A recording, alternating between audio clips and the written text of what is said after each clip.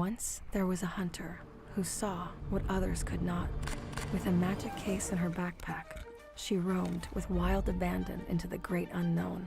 Her gaze inescapable, her reflexes lightning fast.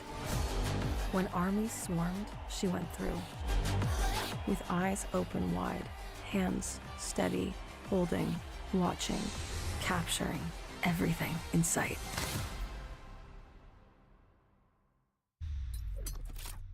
The Crucial Pro DDR5 RAM kit comes with a sleek, modern look that will complement any build.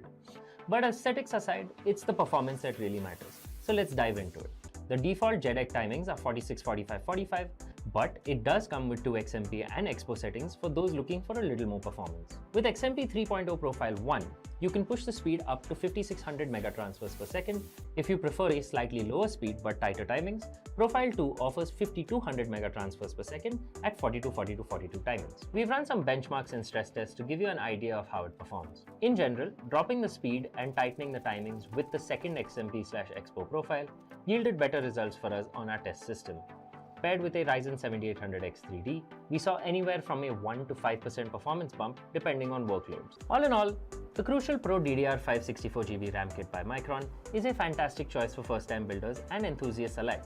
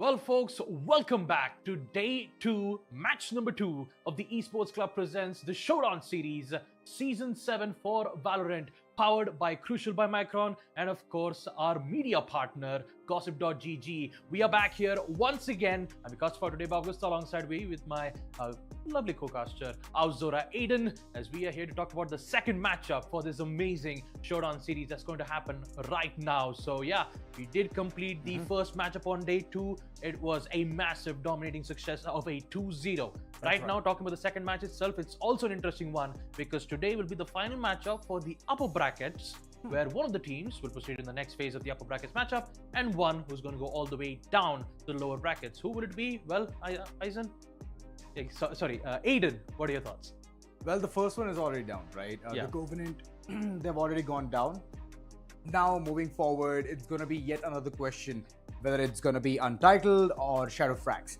Shadow Frags has showcased a really good individual gameplay, but here's the thing, right? All of these players are pretty new to us in this season, especially. They have gone through all of that hustle and bustle to go ahead and defeat all the arch nemesis, and top 8 teams have come towards this playoff section.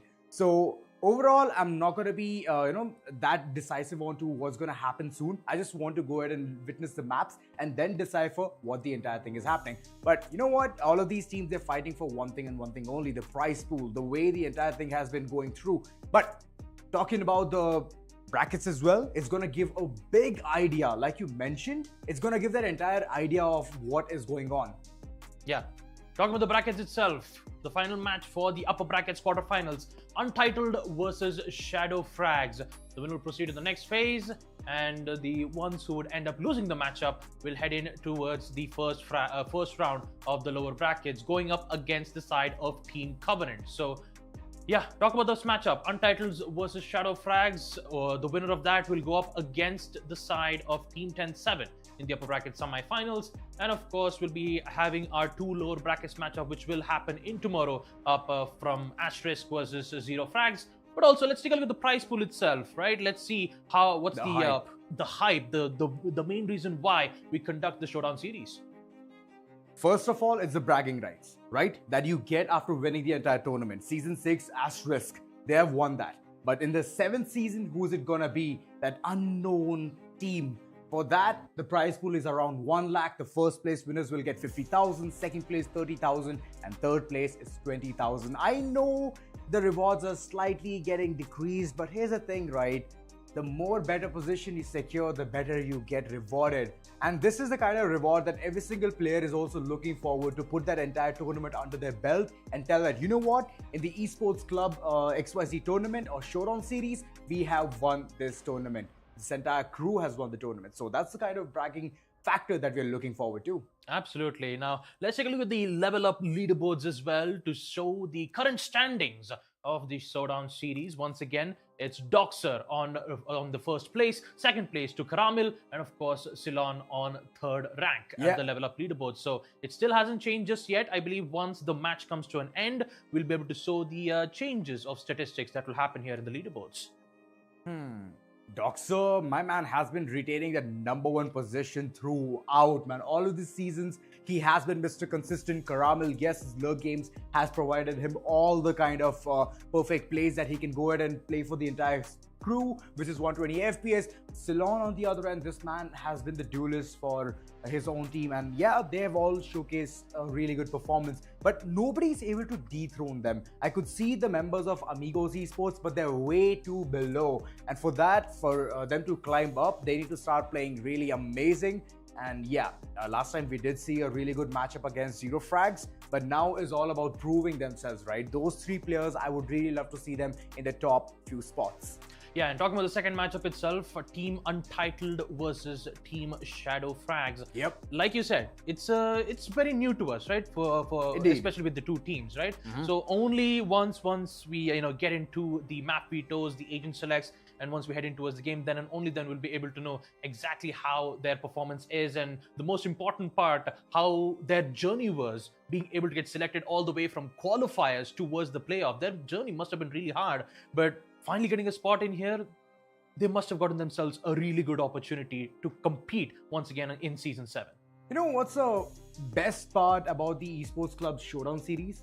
It's bringing a lot of new faces. It's bringing a lot more new teams. It's all of a sudden shaking all of that tree of Valorant players, especially the player base, and telling that, you know what, you get that chance to go ahead and play in such tournaments to prove what you're actually capable of doing. And thank you so much for all of these initiatives taken by the Esports Club. And Showdown series so far has been a success. From 1st to 6th seasons, we have seen a lot of champions coming through, but the 7th season, it's gonna be a history maker. Absolutely, well said. And yeah, Esports Clubs, absolutely a huge shout out to you guys. You've been giving players a lot of new opportunities, bringing in young guns in the Indian Valorant scene, exposing towards some great matchups of esports tournaments that's currently happening right here in India. So all in all, I have to say this initiative has been really helpful for not only for professionals, but also the young players who wants to get invested into the Valorant scene. And you can clearly see the result itself,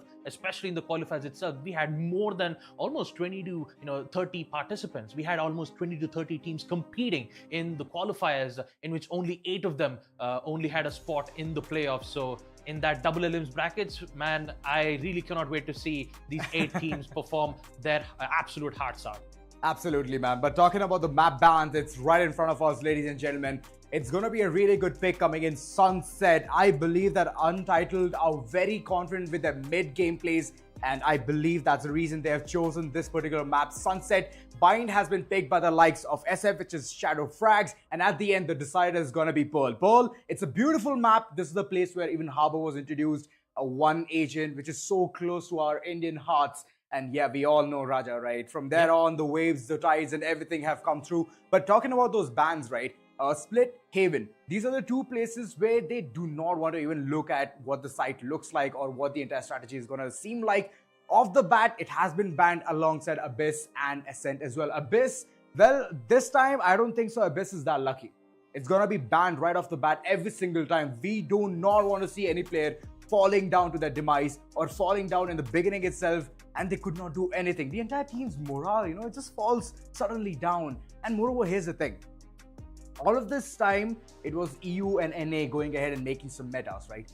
And all of a sudden, it's the Chinese teams who are making some really, really good waves out there, making those metas. And even in the map of Abyss, you need to always practice it through in order to get your callouts right and your aim game right as well. So those are the things I believe right now all of these teams are not experimenting that much. But the moment they're going to get to know the entire gist of it and they'll be very comfortable with their metas, right? They're going to definitely bring in Abyss, which I love it, to be honest. Yeah, I mean, absolutely. Because when it comes to a newer match that's been introduced into the competitive scene, most of the teams would rather, ignore it because they would rather pick on the maps that they feel comfortable, that they practiced for longer enough amount of times. But right now, talking about Sunset for map 1, let's take a look at the agent selects and see what kind of agents that they're going to pick.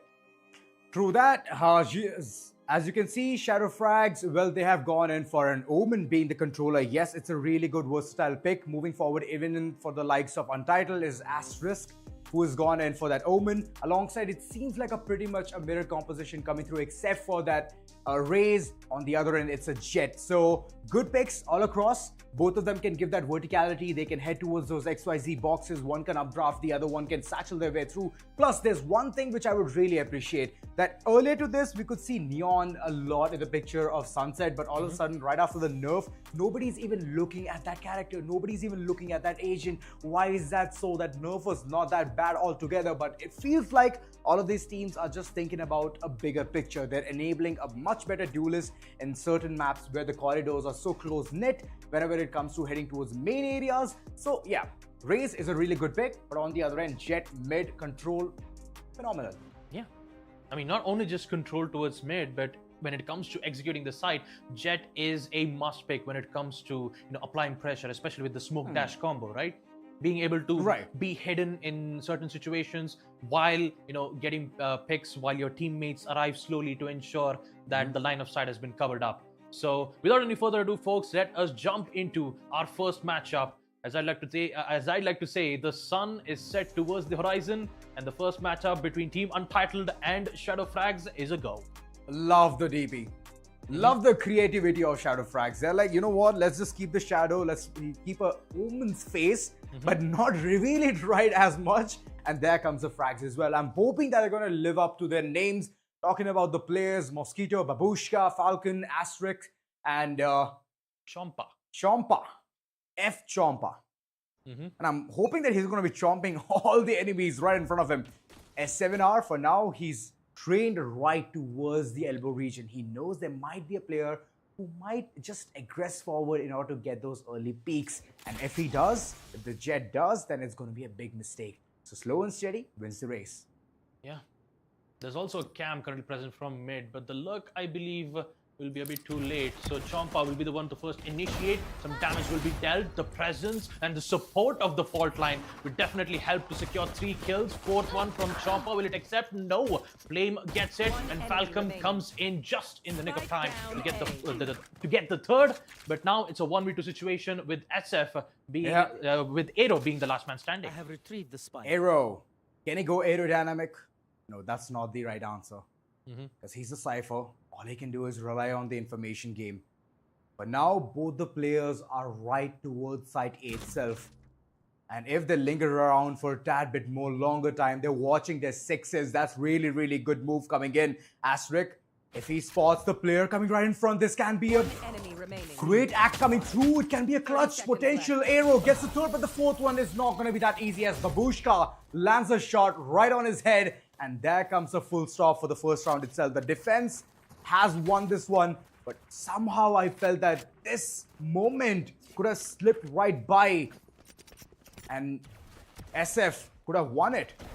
Yeah, almost. It was almost a chance, the 1v1, but I believe it was Babushka in the end with a very wide peak to secure the win and also the victory for the pistol rounds. 2 kills for Chompa, really good initiation, and also great fault line from the Falcon to give that concussion enough chances for Champa to secure those kills. I believe that has to be the Outlaw from the Jet, just covering the entirety of mid. So once he finds its mark, all he needs to do is just click on the head and secure those kills. Meanwhile, Flame is just making sure to open up the market doors so that they can have easier access. And Babushka, already at the second round, committing for a Bulldog, which is really great at long-range gunfights.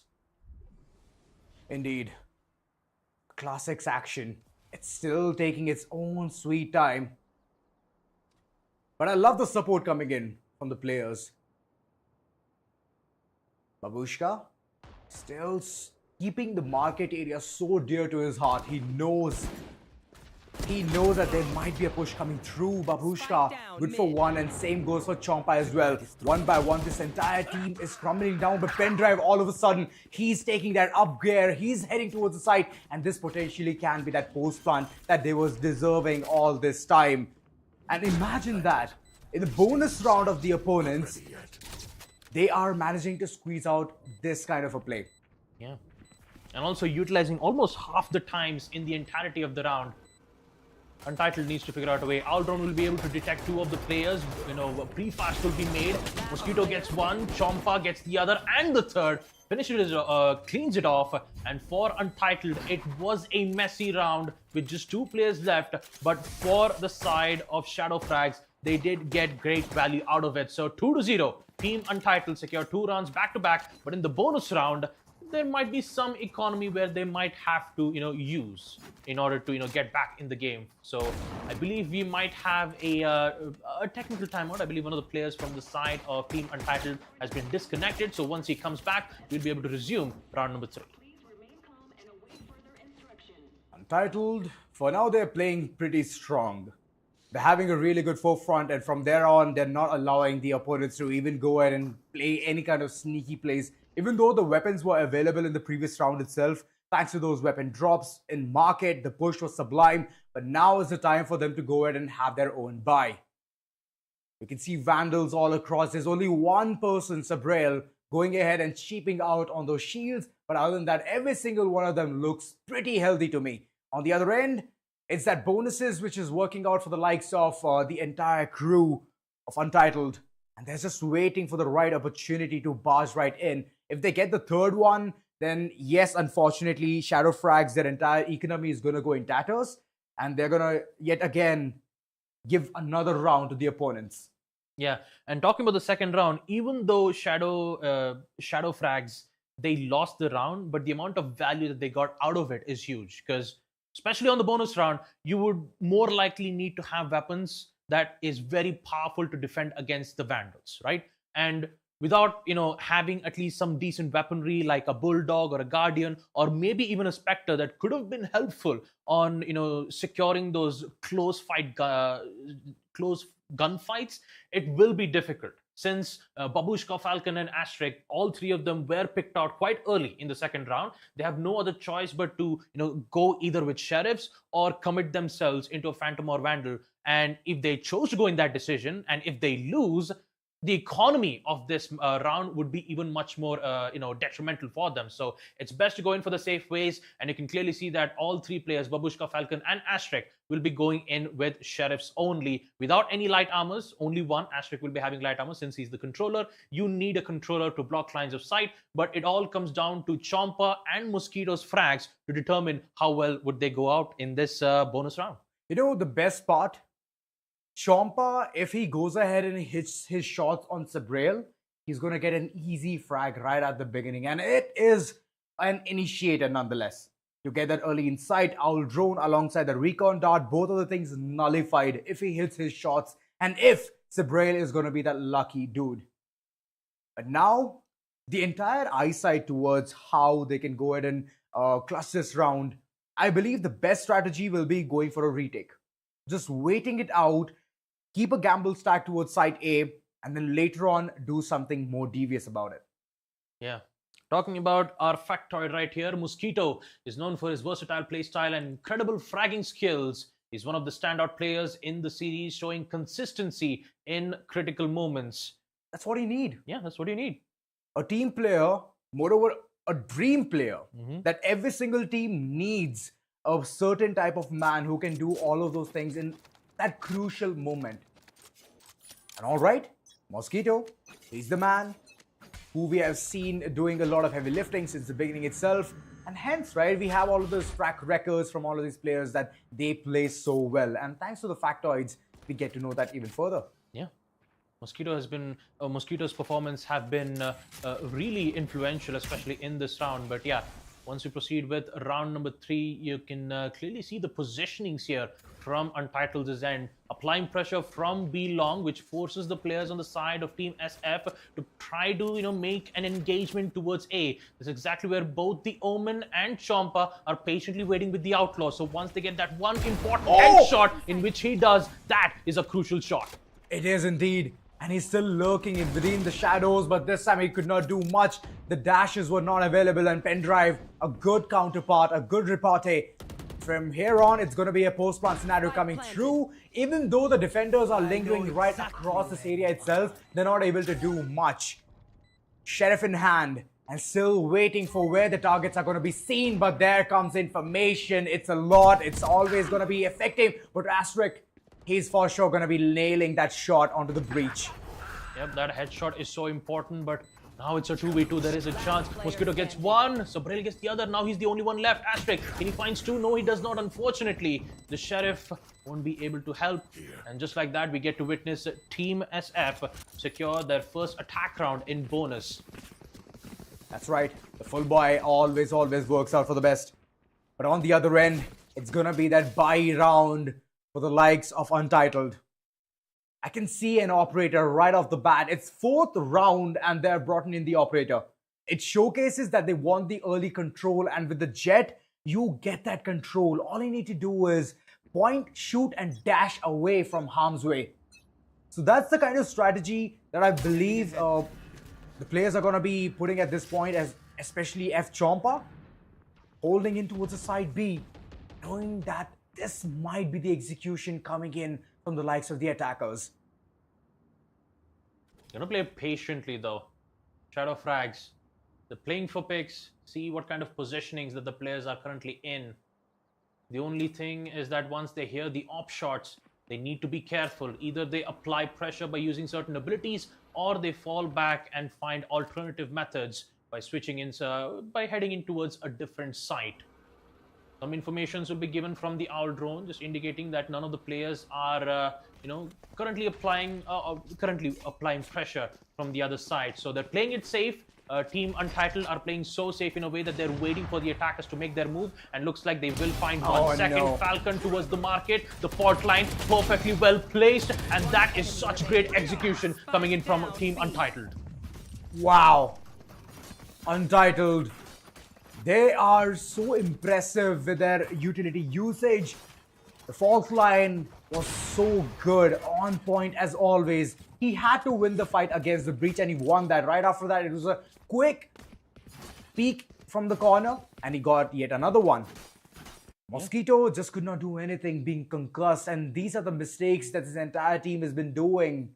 The trade games is not on point, and finally, they've been pushed off towards that weaker economy alongside those weapons. As you all can see, it's just upgraded pistols, sheriffs in hand, waiting for those one shots. Hitting the elbow, heading forward.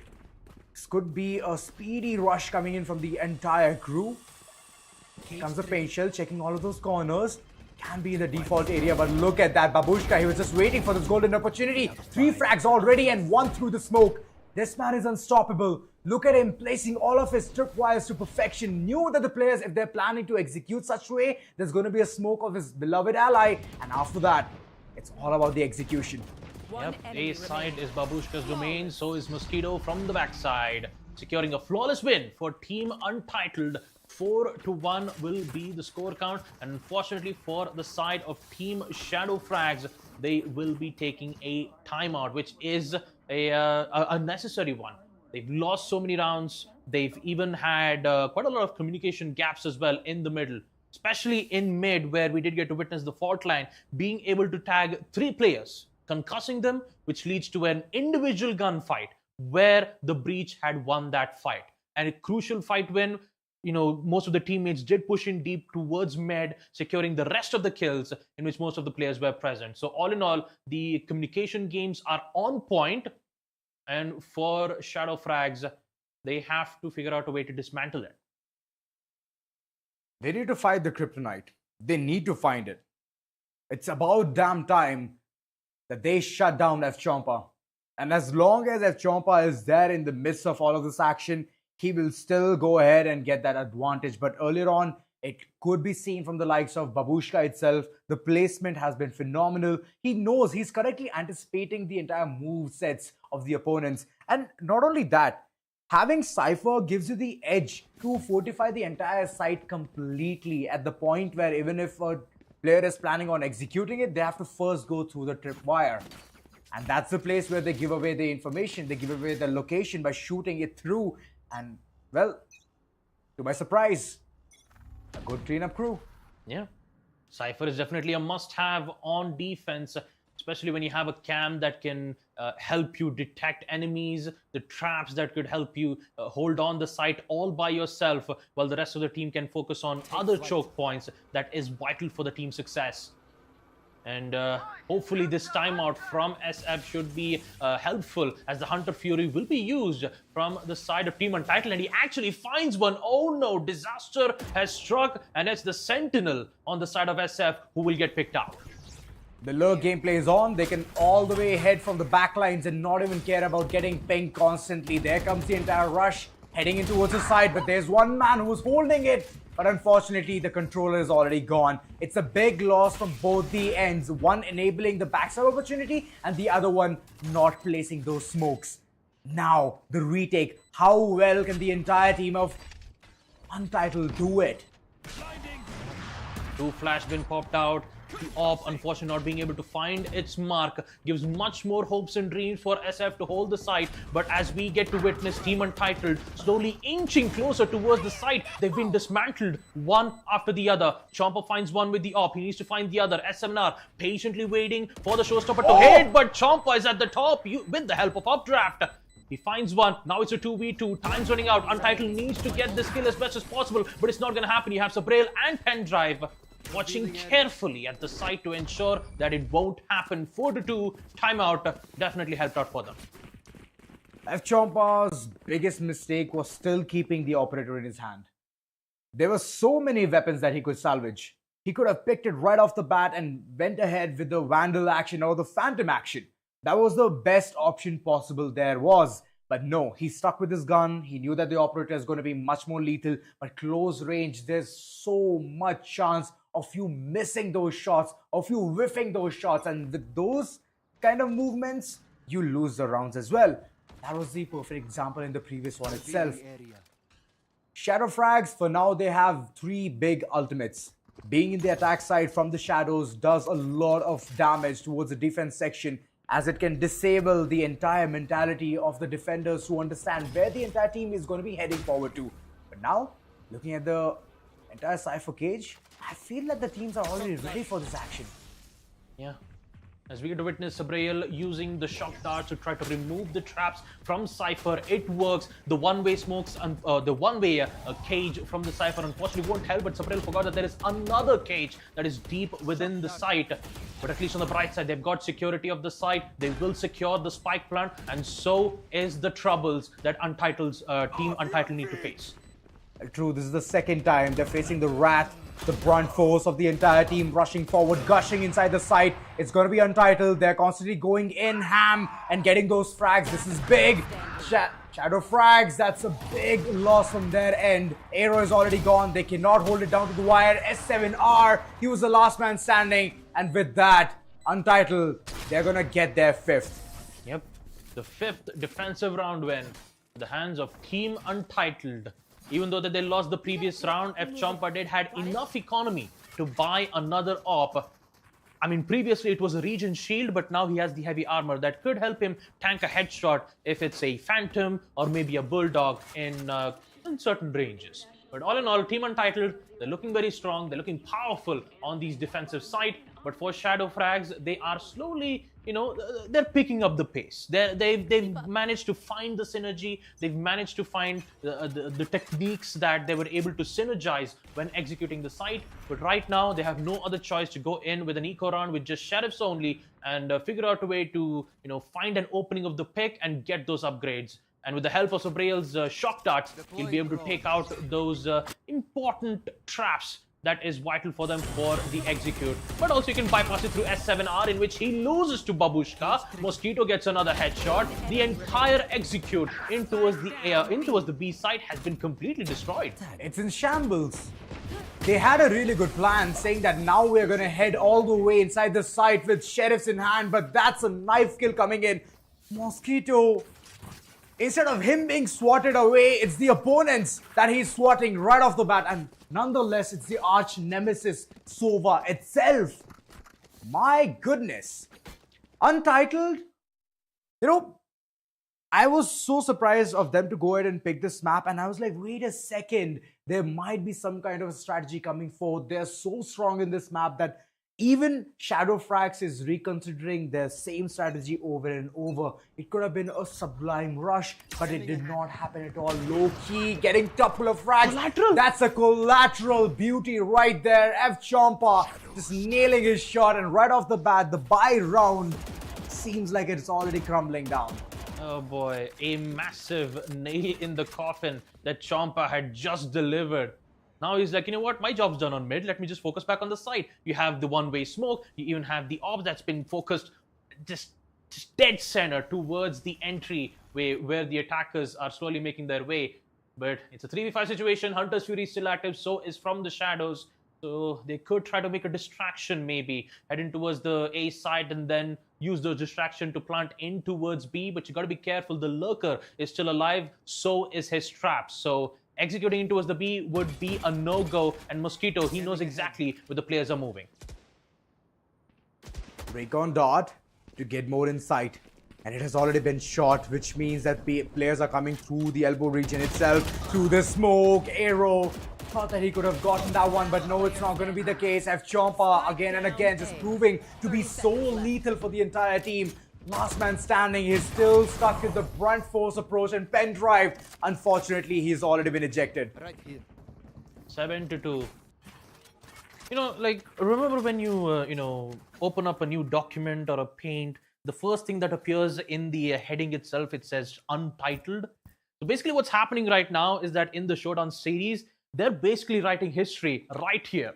And since I believe, like we said, we had no proper information on these two teams, I believe we are looking at that right now with the amazing performance that they're displaying right here. Champa with the amazing op plays, Mosquito with some great informations with the owl drones and the shock darts from the side of Team SF to try to take out the traps that the defense Cypher had with those traps. But yeah, all in all, it's just great performance though coming in from the side of Team Untitled.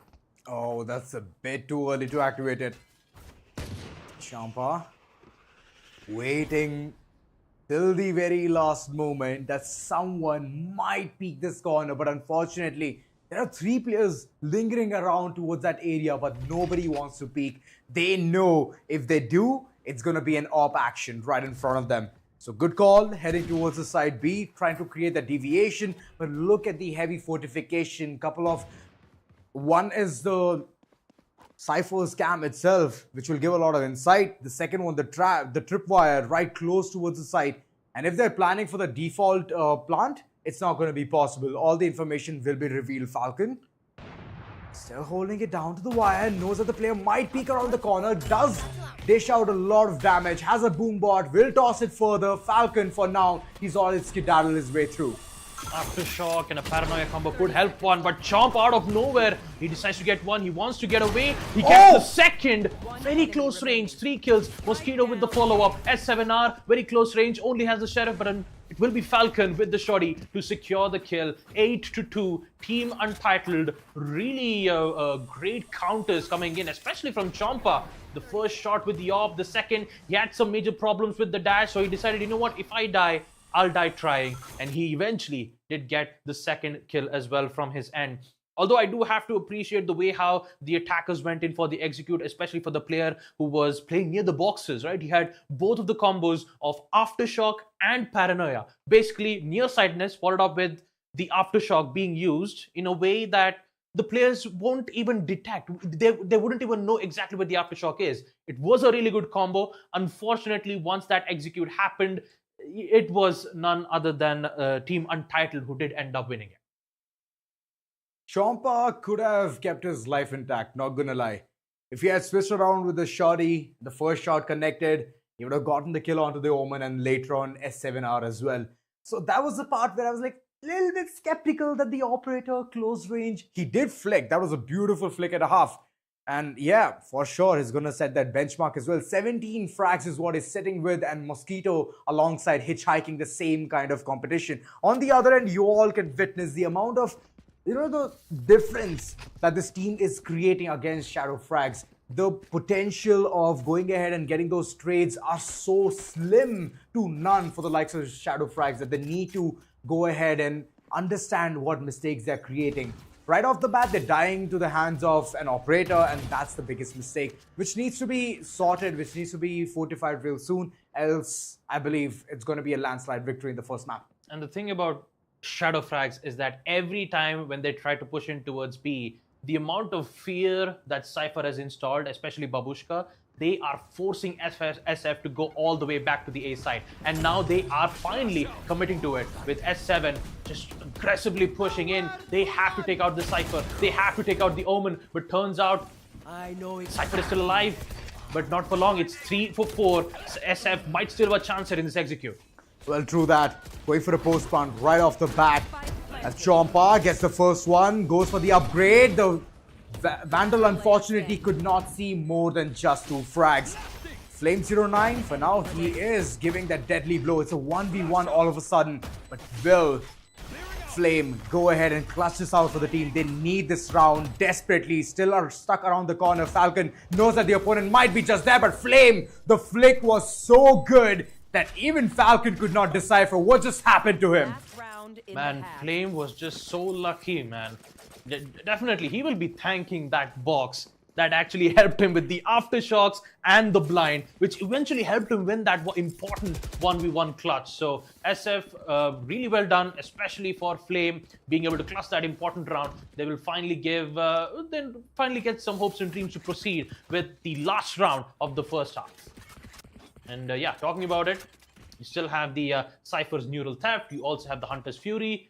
And all in all, for Team Shadows Frag, the timeout definitely did help them, proceed with understanding the proper ways of making it. Wait a minute. Hunter's Fury. Suprayal, he gets caught out. Mosquito just beautifully read, knowing exactly where the Hunter's Fury was present. And because of it, Team Untitled just got their first frag. Well, now the entire choo-choo train is heading towards the market area, getting Paranoia at the same time. S7R, he was using his ult but could not use it for the best round right there. Babushka still sticking around, lingering, waiting for the opponents, and there comes a surprise visit, taking down every single one of them. Shot in hand, pen drive, good for one, but for how long can he go ahead and continue the same rat as Babushka? He just knows his angles. He knows how to make a clown out of the opponent. Yep, the first half is concluded 9-3. It's time for Team Untitled to make their attack push. Every reset's coming in, especially in the pistol round. We get to witness the amazing performance being made from both these teams. And the fourth matchup, as we take a look at the factoid once again, Pendrive is a consistent player who brings stability to the team. He's also one to watch for huge round when it matters. Dunk. Yeah, almost though. I think it just missed. It missed from my end. Yeah, I missed it. Wait, let me try. Oh, there goes the dunk. There you go, Kobe. Almost. The camera is almost about to dunk. Yes! Oh, yes. And The that in cinematic. slow motion. Yeah. It's so cinematic. Just cinema. Man, This is cinema. We're here for entertainment, man. What else? But talking about the second half, first pistol round, how can things mold? Because SF clearly needs a lot of rounds. They need to have like 6 straight rounds in order to equalize, which seems like an impossible task with the way Untitles are playing right now. There comes the paranoia and all of that information leaked right off the bat, and they're just heading directly inside the site, conquering the entire real estate. And this is the place, this is the box where things change for the entire lot. But again, things are dwindling. It's a 3-on-3 post-plant scenario where Asterisk, oh my god, that was a beautiful right click. And from there on, I don't think so Shadow Frags even has that living possibility to clutch this one. And although I do have to admit, the way how that execute went, you had a fault line from the backside, you even had the a recon to provide information, and the third important part, the smoke to block off line of sight. And the way how SF countered was a triple peak in which they did secure one, but unfortunately that triple peak only worked out in one similar pushes, but forgot about the other line of sights where the side of the team were still present to make sure that the trades would happen. I'm still seeing the lack of trading potential. It's something to do with the entire crew. They're making a lot of mistakes. And with that, the capitalization that Team Untitled is bringing in, because it's their pick, they're so confident around every single part of it. But S7R, that was a beautiful shot and a half. F Chompa, he's been shut down, giving away the Vandal nonetheless. It's a big weapon, one shot to the head. No matter how much HP you have or the full shields, you're still gonna go ahead and have a really good night's sleep. I'm not gonna lie, that is a valuable pick though. Being able to not only lose the duelist but get an upgrade of the Vandal is going to place Team Shadow Frags in a very difficult spot. They've lost man count, so the execute will happen nonetheless. This time in towards the A side with the help of Raze, who is going to make their presence known, especially not Raze, I'm sorry about that. Team Untitled, 4v5 situation, post-plant it is. Aero will be able to make his presence known, and Falcon knows this. Who's going to win? It's none other than the Bulldog. And now Aztec needs to focus on holding out the rest of the port players. The port line connects all of them, with just Flame being the only player left. The Vandal will secure 2, but it will be Mosquito at the end to get the trade and give Team Untitled another round win in the second half, 11-3. Shadow, well, there's one thing that they did right, dropping down 3 weapons. But later on, the capitalization was not seen. I could see those frags coming in, but ultimately, here's the thing, right? The ultimatum is for you to have that similar amount of fragging potential or the trade game to be on point. Else, it's going to be a daylight robbery. They're going to snatch the round away. Now they have the money to go ahead for those buys.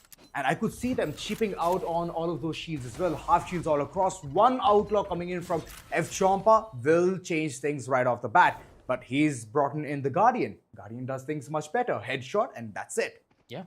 Wall bang, powerful high penetration. And having a weapon like that is much more influential, especially on a map like Sunset. So right now, you can clearly get to see their presence from the side of Team Untitled, all the way in towards mid. The information from the dart, unfortunately, won't be able to give a lot, but they know that there is one present in towards market. So they really need to be careful on those. And Team Untitled, let's not forget, even with the early pick that favored for the side of Team SF, Untitled really did come back with a really great execute being made from their end. And right now, I believe that's exactly what's going to happen here once more, once it reaches at 45 seconds. Aero, it's all on him. He's going to get fault lined as well. He's still stuck right behind. There comes the post plant. Even though the aftershocks came in, it did not even make the opponent waver. Sebrail getting the first frag, but unfortunately they are falling down. Yet again, the dominoes effect is taking the turn. Last man standing. Shadow, what can you do? S7R, he's been given this task yet again, has a boombot to create the deviation, and Babushka is way too low. If he goes in as a bait, that's gonna be the biggest blunder. There comes a shot, but it's Babushka! Standing tall and strong, saying that it's alright. If I had 1 tick of HP, I'm still gonna be nailing all of the shots and getting yet another round for the squad. 12-3, ladies and gentlemen, where I can see Untitled is just prepared for the afterlife. That is very risky from Team Untitled, especially Falcon. There was no need for a push like that, right? He would have just waited for the sound of the spike, and then he would have created a distraction in a way that they would focus on stalling time. But instead, they went in for frags, and that was risky. But I'm just glad that Babushka did make sure to get those kills, because he was just 5 HP remaining. That would have been a blunder if SF did ended up, capitalizing on that punishment. But eventually it did not. So, and Team Untitled, they are in it for match point. Map number 1, definitely favoring Sunset for the side of this Team Untitled. But turns out there's a little bit of a turnaround being made. Showstopper being able to catch one of its prey. And now it's all up to the lone sentinel to make his presence known. He finds one, Babushka. Needs to find 3 more. He finds one. He takes out the important duelist. With the rest of the 3 players, they're prepped and ready. They're prepped with the triple peaks, double peaks, and also some utilities that could be used to try to take out the players, in which they don't even need to use any abilities at all. So the side of Team SF, they'll be able to win their defensive round, but it's still match point for Team Untitled. Oh, the weights. The weights. Finally, Pendrive, nonetheless a controller, stepping up to the task of being the duelist for the entire team. S7R, it just feels like it's not at all his home ground. He's still struggling to find those early picks. But in the previous one, there was a good maneuver. It was a deadly one nonetheless. And those showstoppers, it did come into the picture. But with what a banger, man. I loved it. Good frags all across. And now it's the time for all of those half shields to go ahead and do their work for the likes of Untitled. From the Shadows is available for the side of Team Untitled, so they could use it for a quick plan, but in order for that to happen, they need to get some info. That info will be made from Sova's drones, in which he is making his way in towards the market, so he'll be able to find out the exact location on Breach. But what about the rest of it? B side is entirely trapped with the utilities that the Sentinel has placed. So all in all, when it comes to the A site, it's entirely empty. There's only one. So if they did get to, take out the Omen, this could definitely help a lot from them. So Braille currently in a bit of a big trouble, as the utility will catch him, but he will fall back to safety. Oh, true that. Asterisk, man, look at him. He's just constantly being the menace from the shadows, and he's just lurking all across. Available at his disposal. He needs to win this fight. If he wins it, the entire site would have been at the disposal. But look at that. The spike, it's been dropped right at the doorstep. And it's a big round that SF can convert. It's a 4v3. And I'm hoping that they do not fumble. But there comes the fumble and the tumble right across it. Babushka getting the insight onto where the opponents are. There was one player on the back lines, and all of a sudden he is shifting himself towards a different direction altogether. The post plant is still not here yet, but the spike, it has been taken. Way too low on HP. Babushka still going for the stick. He plants it definitely, and all of a sudden things have turned to a 1v1 where Untitled, there comes the ultimate for their life and gets the 13th on board. 13-4, ladies and gentlemen, and the first map is done right, dusted. Untitled, my goodness, their pick, and they were so confident, Baba Gusta. Yeah, very confident though, especially from Chompa's performance though in the first half. Playing on defense, the op shots was looking crispy. It was looking crispy. Yeah. I was about to say something, more than crispy, but then I forgot. But yeah, talking about the entire match itself, the collateral shot, that we did not expect to see it coming. Well, true. I mean, all of these plays, right? It's clearly evident out there that Jet, whenever you bring Jet into the picture, the mid is one of the places where Jets can actually control taking the operator, and that's what players did. As Chompa, well, he was all across the block, man. He knew where he had to be. He got the frag, repositioned himself, and all of a sudden, all of the attackers are thinking one thing and one thing only. Where is the operator? Where is it? I do not want to enter towards the site where the operator is, because one pixel and you're boom, dead. Yeah. And also, I do have to mention Babushka's performance as well in the first half. The entirety of 5 to 6 rounds, you clearly get to see that from the side of Team Shadow Frags, engaging in towards the A side for like 5 rounds in a row. And that too, it was in the mid rounds. Like at the starting of the rounds, they'll just head in towards the B side, and then they realize, wait a minute, we haven't removed the cams, we haven't removed any of the utilities. I think it's best to just fall back and maybe try our luck at the A side. Granted, the shock darts really helped in taking out one of the most important traps, but it still wasn't enough with the amount of setups that Babushka had placed in a way that it was difficult. But yeah, we'll be able to get to, look at that in the crucial moments as we get to see that in the highlights right away. Definitely. It gives a broader perspective, right? Whatever we have missed or the audience has missed or the players have missed, we're going to catch all of that in 4K. Yeah. And I'm hoping that in all of these plays, Shadow understands that they were not the people who were lurking around it. It was Untitled itself. From Untitled to being titled of one map. Yeah, that's 1-0. 1-0. 1-0. 2 more to go. It's just that they're basically rewriting history in their, it's Untitled, right? Basically, they're creating their own titles and they're writing their own stories, in which maybe we could, see them in the big leagues, and clearly we get to see that in the Showdown series itself. So, all in all, it's just a amazing performance being delivered here at the Showdown series, and I cannot wait to see what Map 2 has in store for us. So, whenever you open Paint, yeah, in Windows, you see something called as Untitled. Yeah. And once you paint the picture, you rename it. Exactly. They've already painted a picture on Sunset, and it's beautiful out there. 13-3. Not giving that much room that I believe that Shadows were expecting at this point of time. But it is what it is, man. It's their own very pick. Untitled, they're one in their own soil. But now in the foreign soil, what can they do big is the question. Bind being the next map. And the individual gameplays, I would say that hands down, it has been really good for the likes of Untitled. And if they continue the same amount of wrath, the same amount of synergy in the next following one as well, then I believe that it's going to be a clear winner. 2-0 is going to be the victory. But I'm hoping that, Shadow Frags, if you're listening to us, wake up. I mean, to be honest, it is true. It is true. Because map number 2, this is Shadow Frags' map pick, right?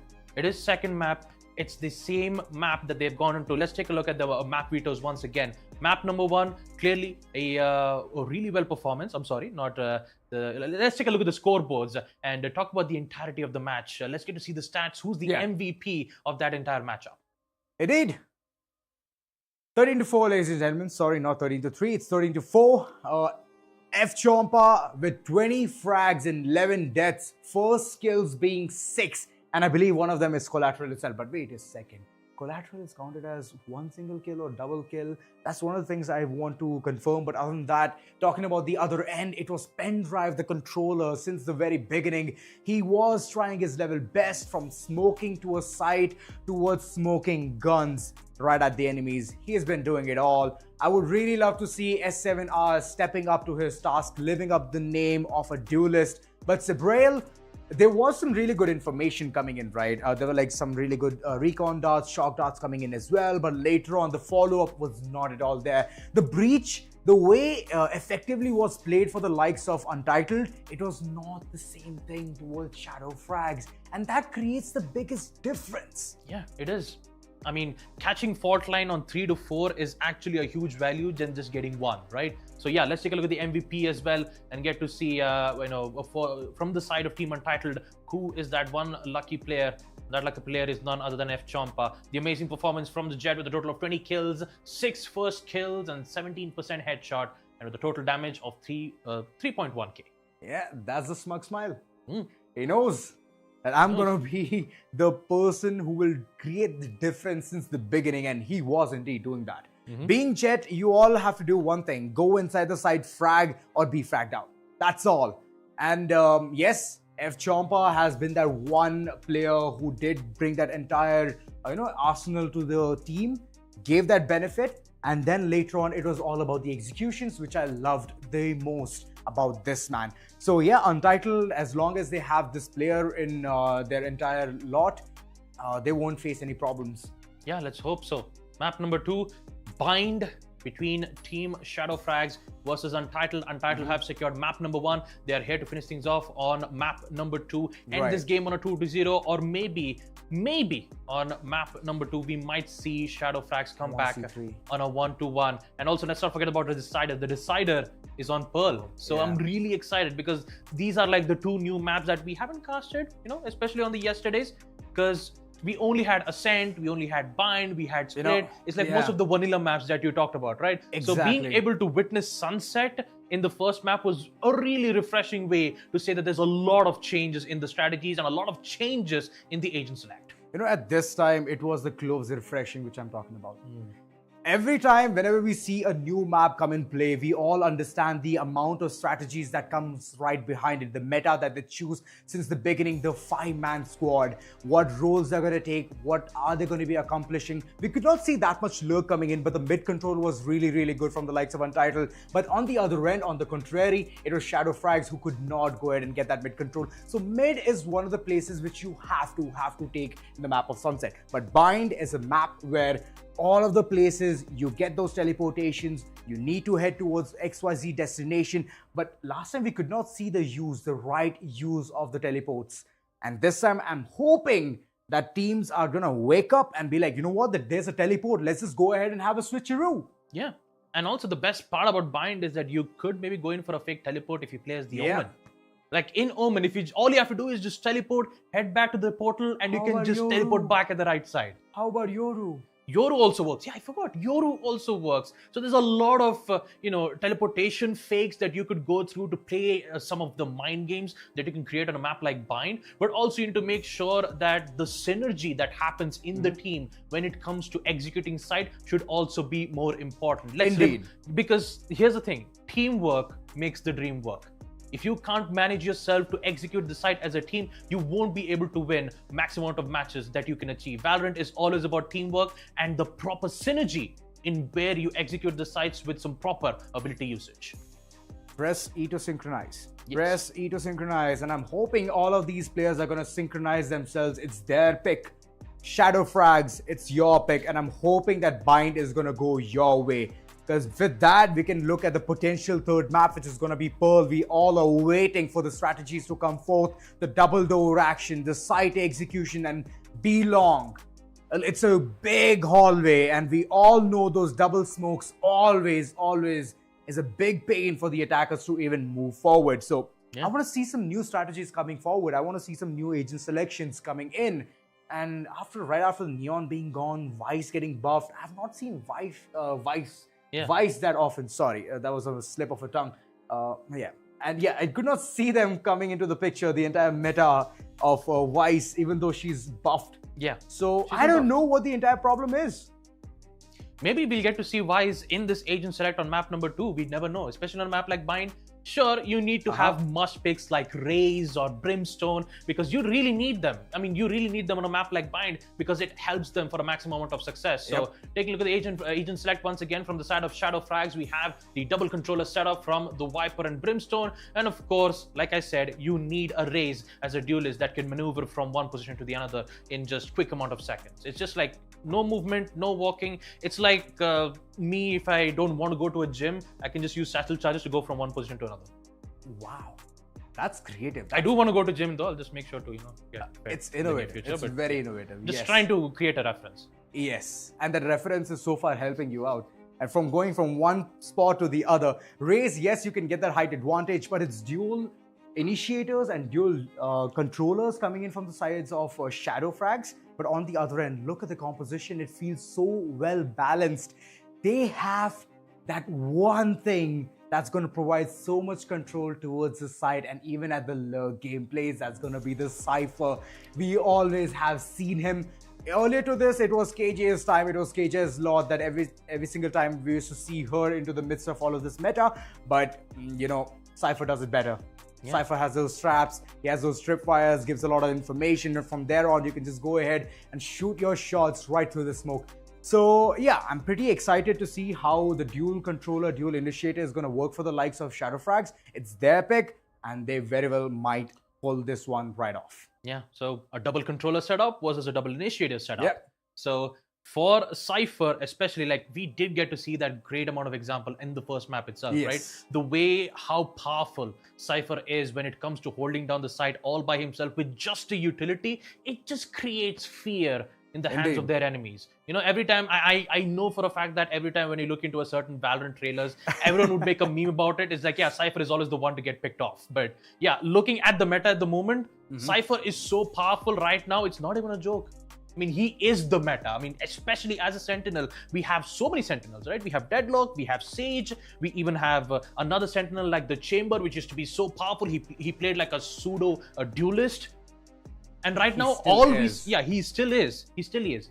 But the thing is, no matter in every single matches you go through, you always see a Cypher because he is the better Sentinel in this current meta.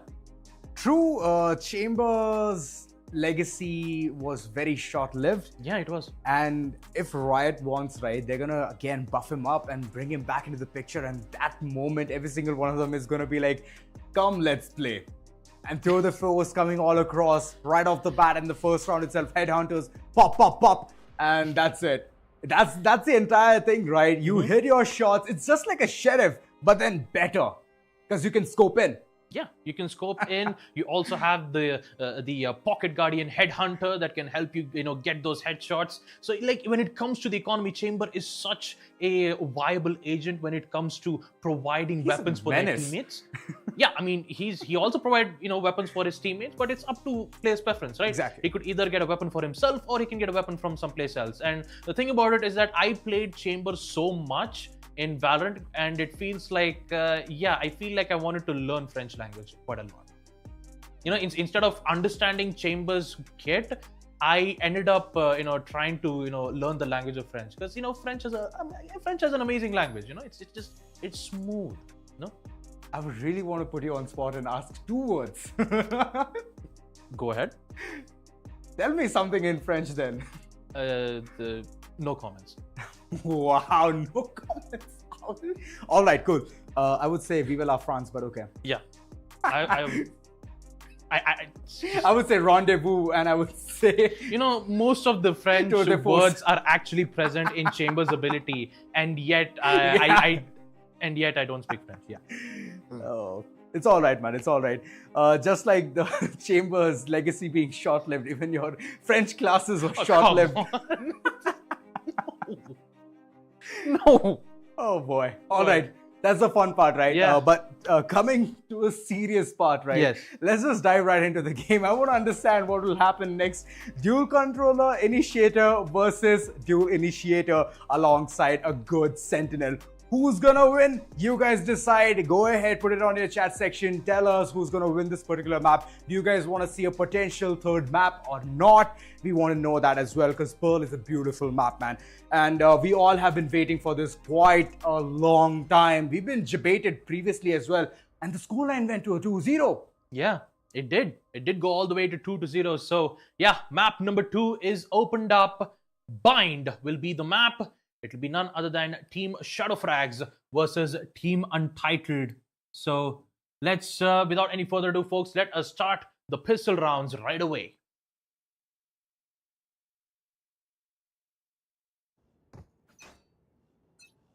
I was expecting something right there. And now the expectations is all on those pistols, the early rounds. Untitled, they're already declared themselves victorious, getting the first map, but the second one won't be that easy. Untitled, they're going to start towards the defensive side, and they know the entire push is coming forth towards the lamps itself, being blind as a bat. Asterisk, he's running for his life, but the right click, if it connects at the right time, the rays might just go right off. There's the peek come through, but it's a double peek. Asterisk, he's gone for now. The controller not at all seen. And it's a post plant. It's trouble times, and in that trouble time, S7R did swat away the mosquito. Yep.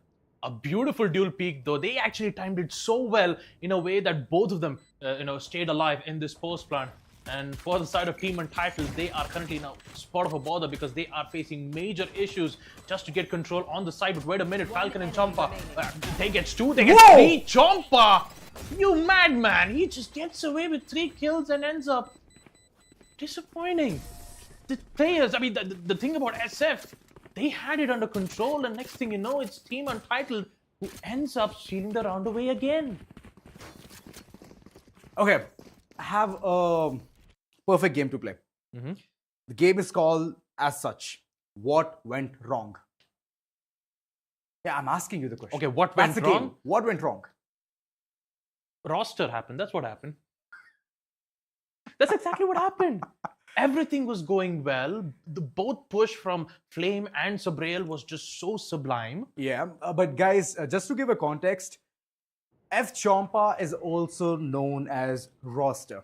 Yeah. Okay, that's the man that we are referring to, and Roster yet again gets the first frag, and now you can carry on with whatever you were telling Baba this time. I mean, right now we just have to focus on the round because you can clearly see that from the side of SF, they want to apply pressure towards the Showers' side, but unfortunately they had to wait for a little bit of moment before pushes from the side. Not quite sure if it's a good idea because Asterisk and both Rosters just patiently waiting. Here comes Dizzy. Dizzy won't be able to catch the raise, but it would more likely act as a block in a way that it would help the Falcon secure the round win as well. 2-0 for Team Untitled, and from the side of Team Shadow Frags, not going well in their way.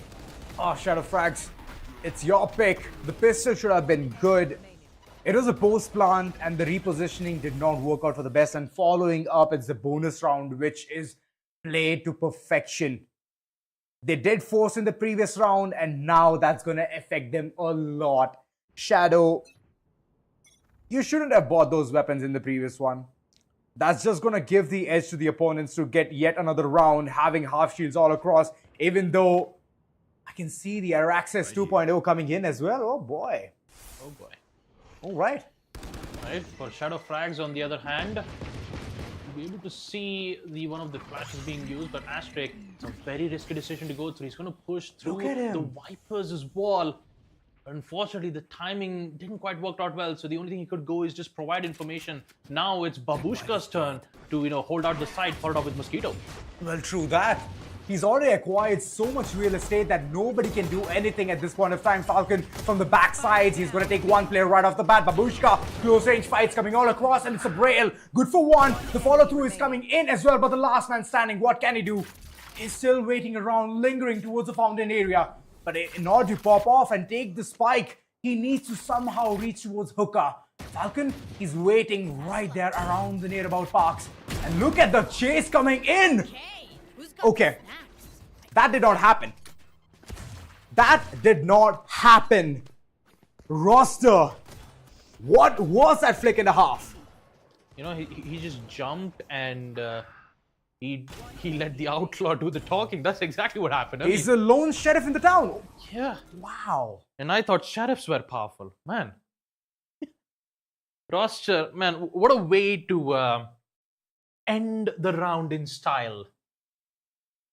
Even the showstopper is ready with a total of 6 kills. We are about to proceed to round number 4. Economy booming for the side of Team Untitled, and a really great smoke though to help Mosquito pick up the Altob. Is he gonna go in for a wall? Is he gonna go in for a pre-fire though? No, he's just gonna play it safe, wait for the team to arrive, and play accordingly with line of sight. The timing.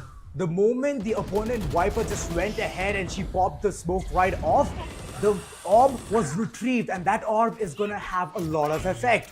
There comes the showstopper, but unfortunately it did not see anything, but it's all of those frags coming right in.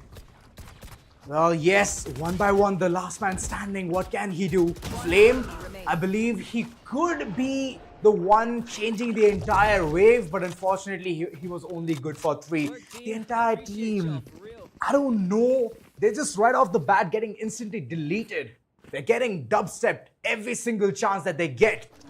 Untitled, they are playing it to perfection no matter what the situation is. And Roster, my god, this man, kudos man. The moment he comes in this map, he sets foot in the map of Bind, he's like all of a sudden a different man, like his name. He's a changed man. Yeah, he's a changed man. He's a changed man.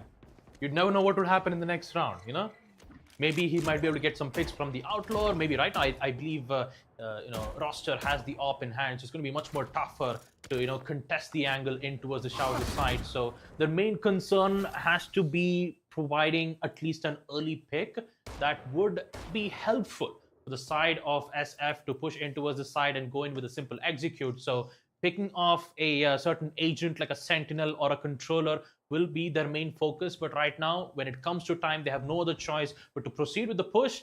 And turns out the early pick once again will go at the hands of Falcon. Not a lot of damage being dealt around, and that is the Fade being taken care of as the initiator. So for SF, it's even more dangerous. And the same thing can also be said for Babushka. That's 3 utilities being used on the side of Hookah just to take out the enemy Cypher.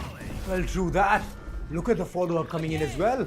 Untitled, they're not at all giving that real estate for free, checking all of the areas, pen drive. He is playing the initiator, Thrash retrieve yet again. It's going to take 10 seconds for it to come back online, and he can go in for the second time. Very low on HP. Very low on HP, so Trump has to be really careful. It's 4-0, time is ticking. The spike has already been planted, so for the side of Team Untitled, this is going to be a difficult and a tricky situation for them to go through. Look at S7R.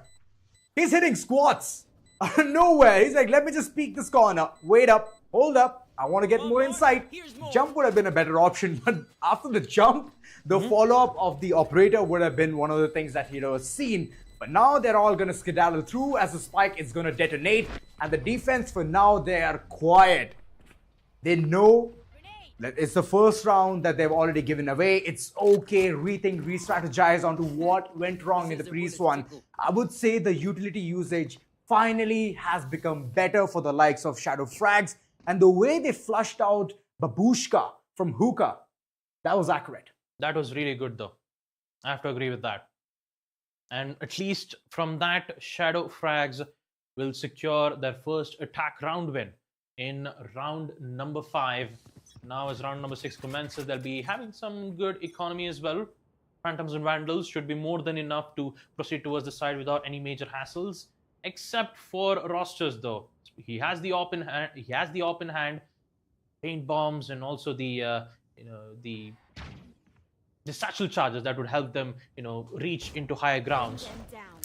Right now they're just playing it patient. SF playing it as safe as possible, find info, and once their location is revealed, it's best to place the smokes to block off line of sight and just proceed in towards the side as fast as possible. So proceeding with the post plant, I'm just really worried on how will they deal in a post plant situation, knowing that Aero just found 1 kill. Well, true. They've already found the opening alongside the boom bot. It's going to do a lot of damage. There comes the follow through. The showstopper.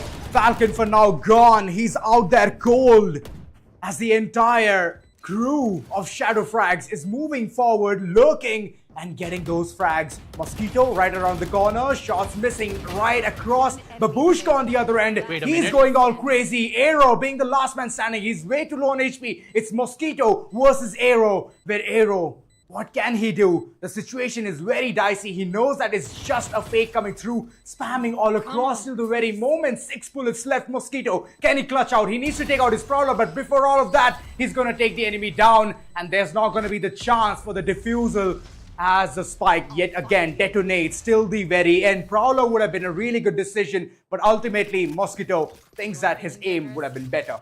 Yeah, but on the bright side, I have to say for SF, a really good decision for Aero to play it safe. He was very low on HP. He only had 5. All he had to do was just create distractions and wait for the attackers to do his play. So every time when you go in for a spike defuse, most of the player would always expect that it's always a fake defuse. So once you go in for the second time, that's the only time where you have to push in to make sure that he's not going in for a full-on commit. And I have to say, for the Viper, beautifully executed. He waited patiently, and looks like it's been granting quite a lot of great rewards from the end too. Wait a minute, attackers push. Babushka is in big trouble. Thanks to that teleporter, Babushka is so dazed and confused at that situation, and that powerful execute is going to provide much more help. But wait a minute, Froster is still alive. He's still kicking. He gets 3 kills back to back, but unfortunately, Spike has been planted thanks to Wingman, and Aero has no other choice but to use the Viper Spit. That's right, Viper Spit. Once you set foot in it, nobody can do anything about it. The HP is going to be very low, and that's what Aero is counting upon. He peeks around the corner, and with that gets the 3rd one as well. The clutch. This is the 2nd round that Aero has showcased that he can go ahead and do whatever he wants to do.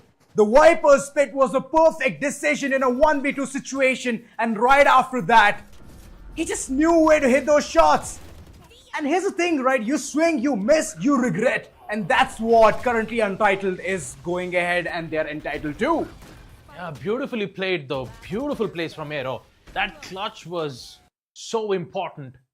And being able to win that round, even with rosters taking out 3 players back to back, the way how he recovered, the way how Aero stole the round away is exactly where you do get to witness in the second half. As we take a look at the Showers fight, you still have Chompa once again securing 2 kills, and those 2 kills will be massive for the side of Team Untitled. And Mosquito, on the other hand, will be able to provide some great information thanks to the power of Haunt. Well, as we take a look at the side of SF's perspective, Flame, they know that they've lost quite a lot of players in their end. It's just 2. You still have your teammate Aero, who is making massive performance from his end too. The Phantom doing wonders as he secures 2. And the third, what just happened? Untitled, what happened? It was a 2v4. How did Aero get away with this? How did Flame get away with this? What just happened, Untitled? You just gave the round away to them again. Oh boy. Valiant effort. Not gonna lie. And roster, he's getting those frags to the team, the opening, the first blood, but later on there's no follow-up coming right after that. Just like this Radianite, we all know what is at stake. A tactical timeout from the likes of Untitled just to think and reconsider what kind of mistakes they've been committing since so many rounds. It's been 3 rounds back to back that they're doing all of this. And for you guys, there's a factoid.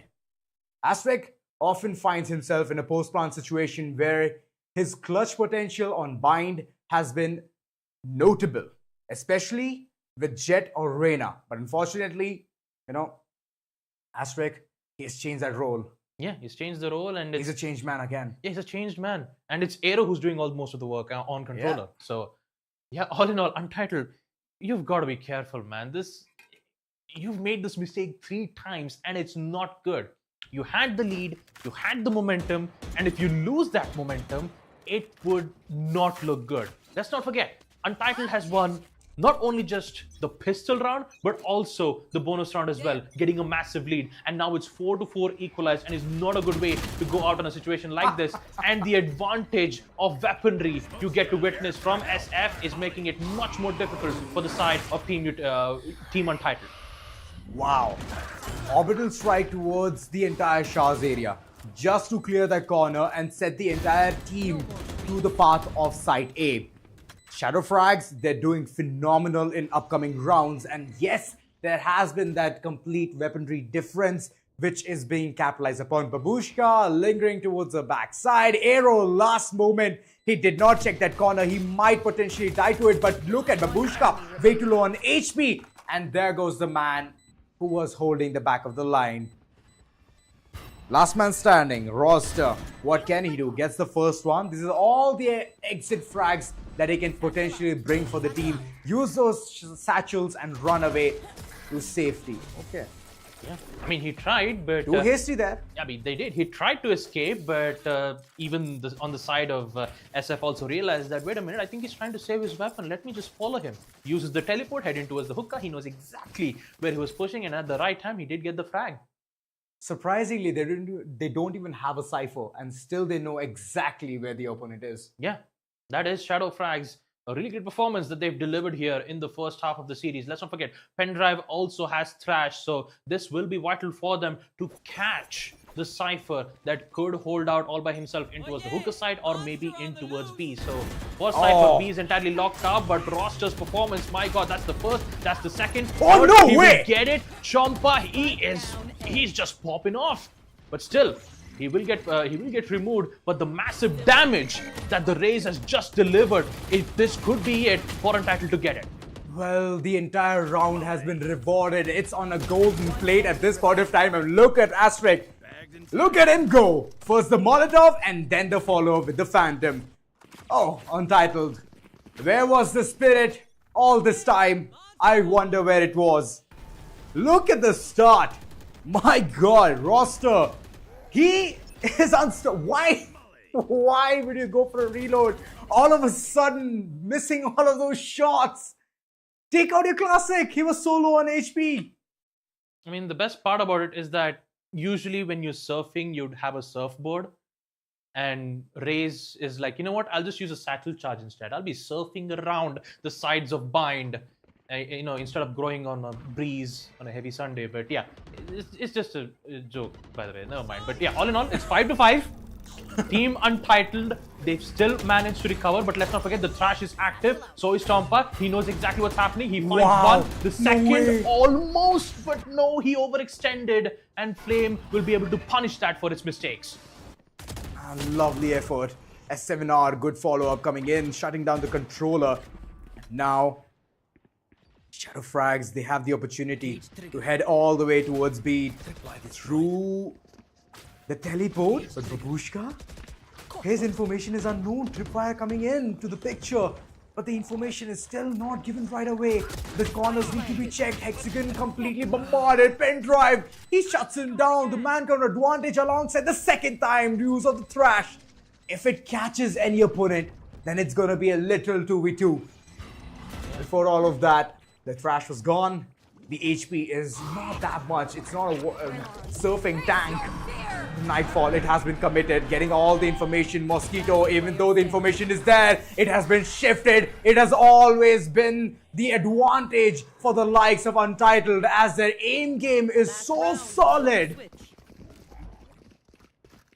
That's a good post plant, though. Really great post plant coming in from the side of Team Untitled. But I have to say, for roster, there was no need for an overextension, right? Sure, Thrash did catch almost 3 of the players, right? All the way from behind the showers. It would have been better to, overextend just a little bit, get a kill, fall back instead of committing to it, right? Right. Because man-count advantage is so very important in the early rounds. And if you just end up giving them a trade, things could go haywire. But hopefully they did recover it really well in the post plant, especially on the previous round. But focusing on this round itself, from the side of Team SF, they've got to make a move. They've got to make that execute. They need to make it perfect. But Mosquito, he's prep and ready. Of course. In the previous round itself, couple of these lads just changed the entire wave of it. Nightfall was committed, which means you get to hear nothing. Your information is constantly being pinged, but still understanding where the pushes are coming from. That was just amazing.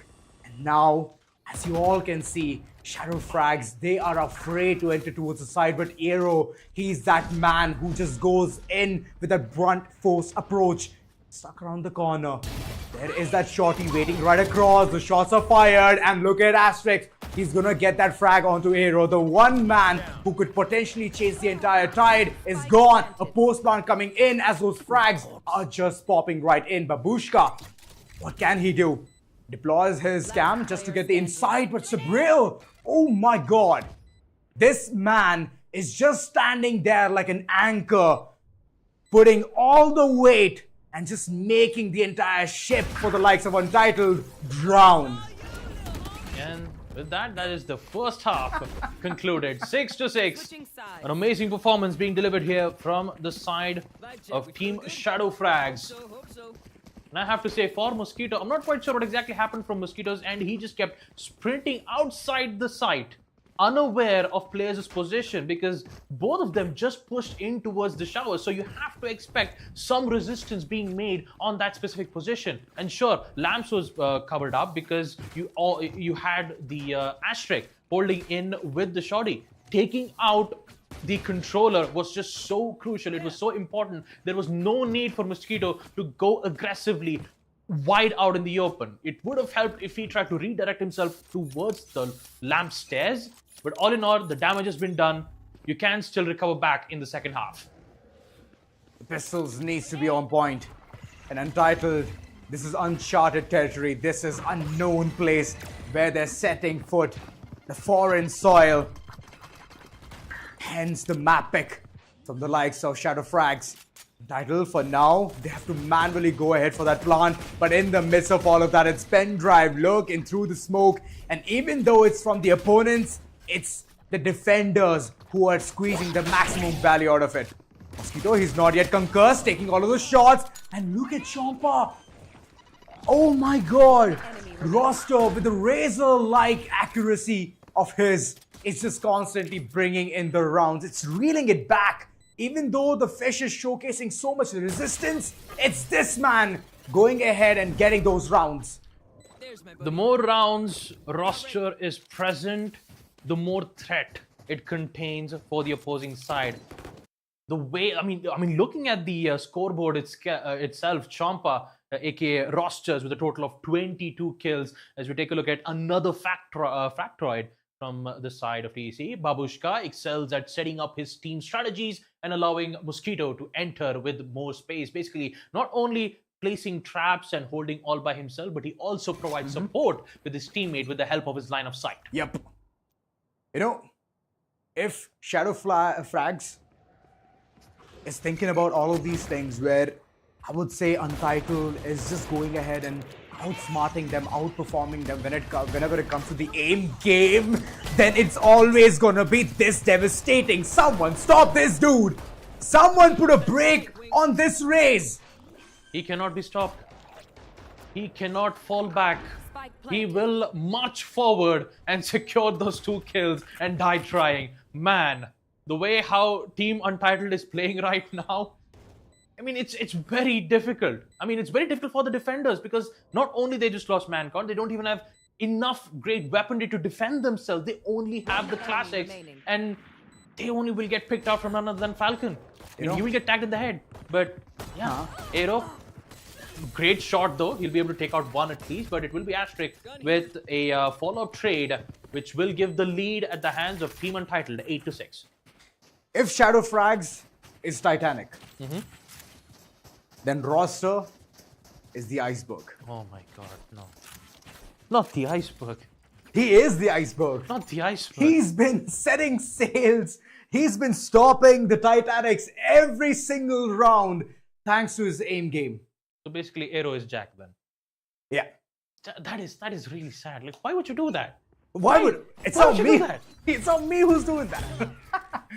It's Champa, aka Roster. And his Champions Vandal is just shining, glowing, showcasing that he's the top fragger for the entire lot.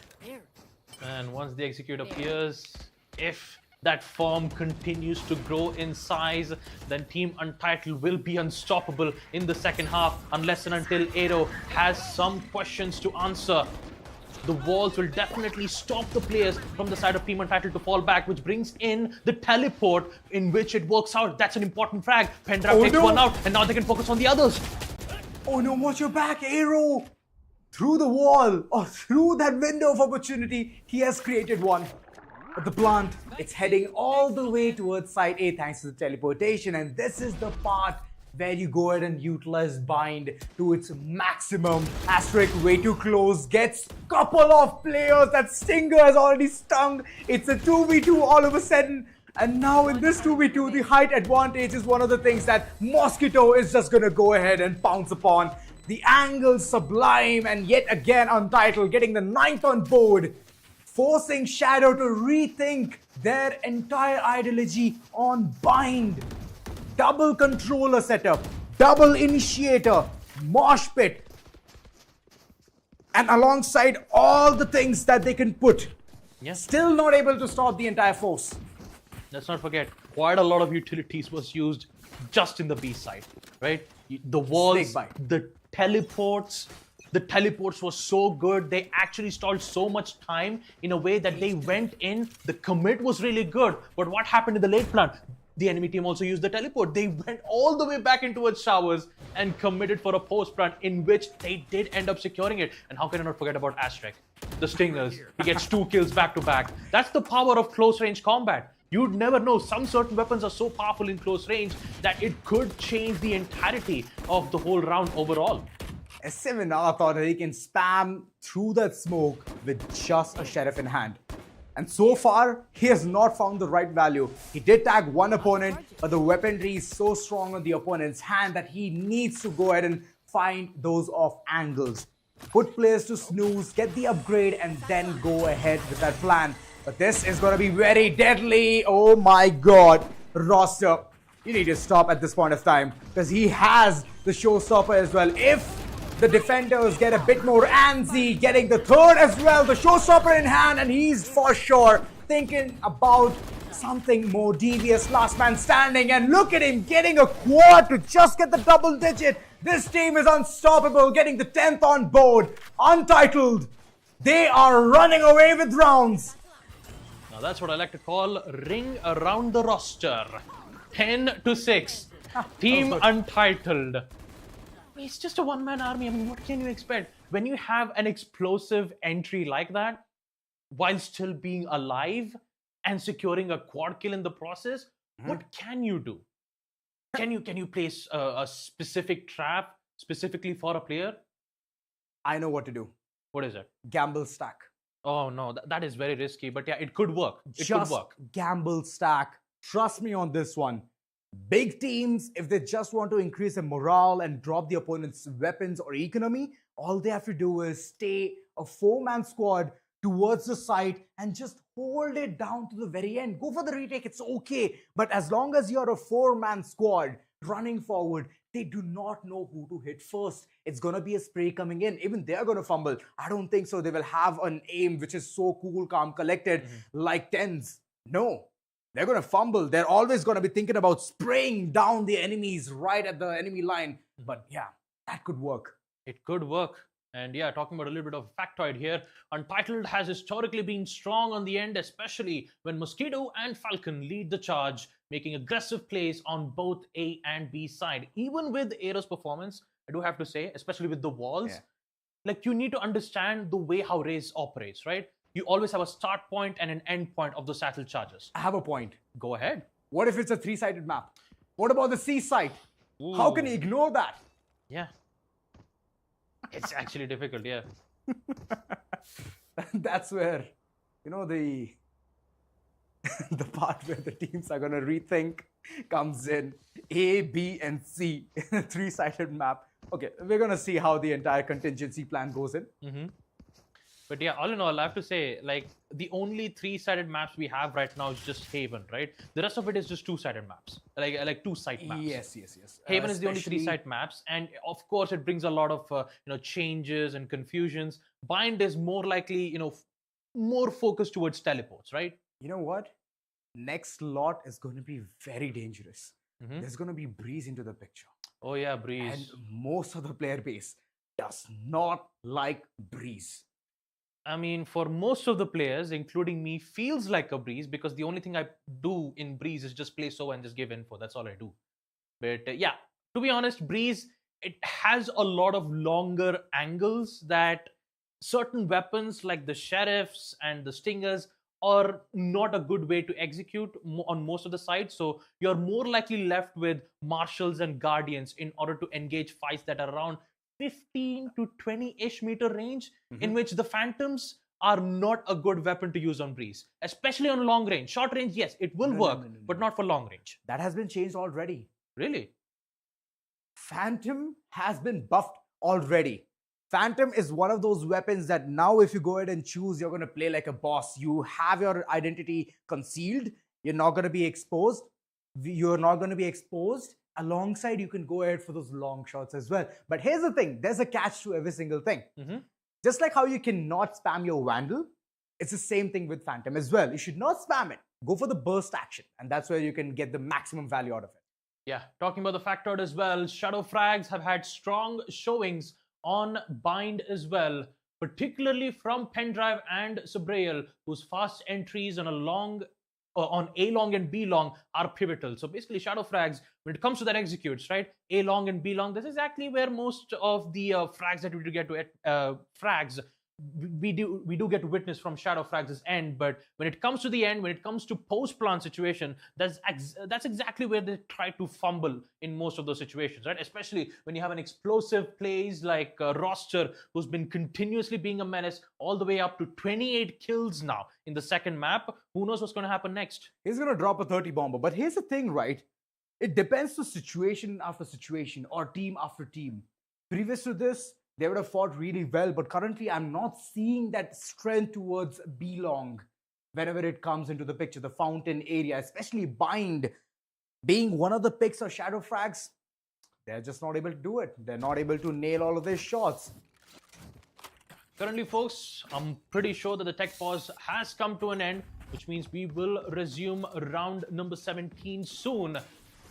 With the players already making their way into B long once again. You can clearly see the aggressive attempt from Sabrail actually winning a fight from Falcon. Meanwhile, as we take a look at the B site, Champa has just opened up the site wide open, giving them the opportunity to plant. They're only one call away. And this man has been that pivot. Look at him pop all of those bodies right off, getting third frag already, and the fourth one as well. He's unstoppable.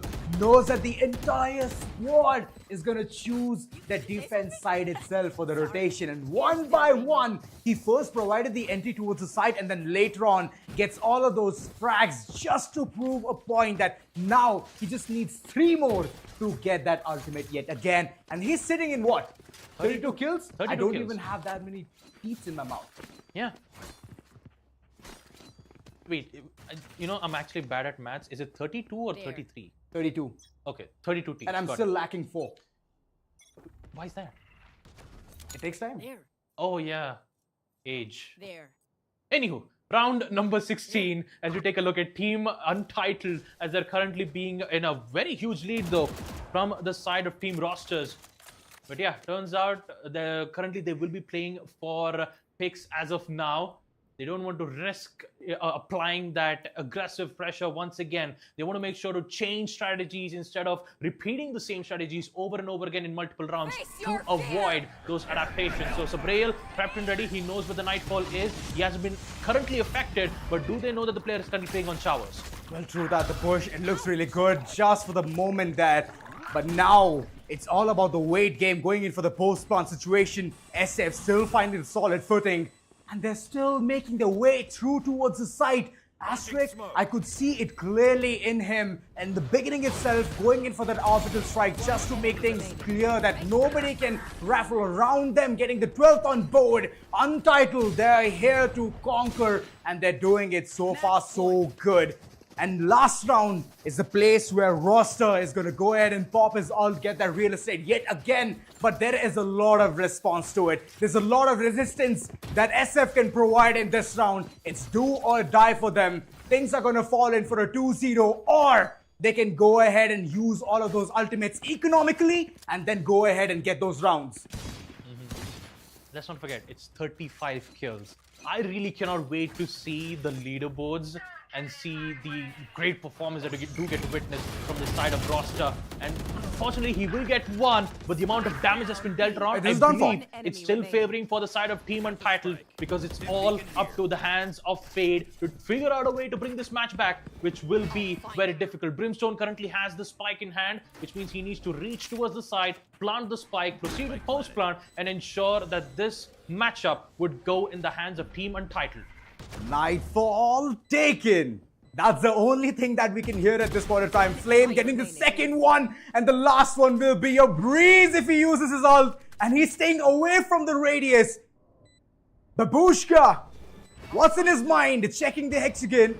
Flame making sure that every single corner is checked forth. He has a couple of prowlers as well, but the cam is just one of the things which will give away all the location. And Babushka, well, they're going to get that round alongside the victory with a 2-0. Yep. A victory 2-0 from the side of Team Untitled. I believe they'll be able to create their own stories. Yep. And just create a huge branches of stories here at the, especially in this series. What an amazing 2 matches that we've had. Both of the matches ended up in 2-0, 2-0, and also an explosive performance though from the side of Roster. I'm upset. Why is that? Shadow Frags, I was having a lot of expectation moving in towards the third map, and yet again we are robbed from a Pearl. Yeah.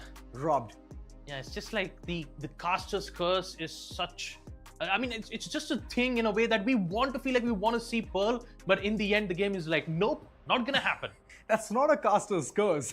I mean, when it comes to predictions, it's always a caster's curse, right? So yeah, it happens a lot. I was really looking out for Pearl, though, I'm not gonna lie. Same here, man. Same here. But it's okay. It is what it is. I'm hoping that next time all the teams are going to be like, you know what, casters, let us give you the treat. The first map itself is going to be Pearl, and I'm just waiting for that golden opportunity. But guys, if you guys want to relive the entire lot of this action in Bind, here are some crucial moments right in front of us. Yep. And I believe almost half of it would be none other than Champa, aka Roster's Fragathon moments. That is for sure, because the way how he's performing, especially here, he's an amazing player. Especially he's a professional player from Bangladesh. So, I mean, looking at his performance right here, you can clearly see the amount of competition that goes not only in the Indian region, but also the entirety of South Asia. That's the thing, right? The Esports Club, they're giving them the opportunity. They're giving multiple countries the opportunity to go ahead, form a single crew, 5-man squad, and get inside the game and showcase that they are the ones who people are going to fear next. Yep. And also, like, I really cannot wait to see the matches that will happen from the side of Team Untitled, especially in the upper brackets matchup, right? But unfortunately for the side of Team Shadow Frags, they will head out to the lower brackets where they will have their, basically they're surviving, right? It's a double elims bracket. If they missed one, they still have a chance on the second and fight their way back all the way up to the lower bracket finals. Yet again, they have to prove themselves. Yep. It has been a roller coaster ride, and all of those teams who are currently sitting pretty at the upper brackets, well, they are going to sit pretty there. And later on, we're going to see who's going to enter from the lower brackets towards the upper realms. And that's the thing. That's the beauty of the soft point, the cushion, which you can easily go ahead and rectify your mistakes and then yet again prove that you are lethal. So this is the opportunity given to them, and I'm hoping that they can squeeze out the maximum value out of it. So yeah, that's one of the parts where I would really love to say that teams, whoever have gone towards the lower bracket, it's all right. Understand what went wrong, go for those wards, give a review, and then just get back into the action again. You know what I'm really interested about in the upper brackets matchup? A matchup between 10-7 and Untitled.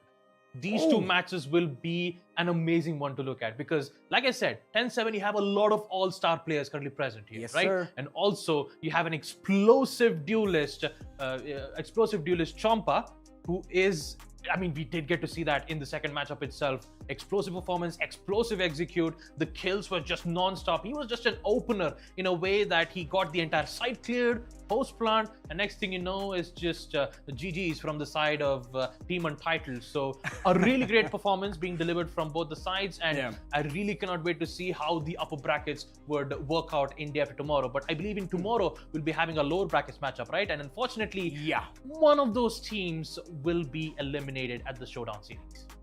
That's going to be the case. It's going to be a Tata bye-bye, and that situation, I hope the teams who are good, who are well-deserving, they deserve the spot. They can go ahead and, get that entire journey accomplished.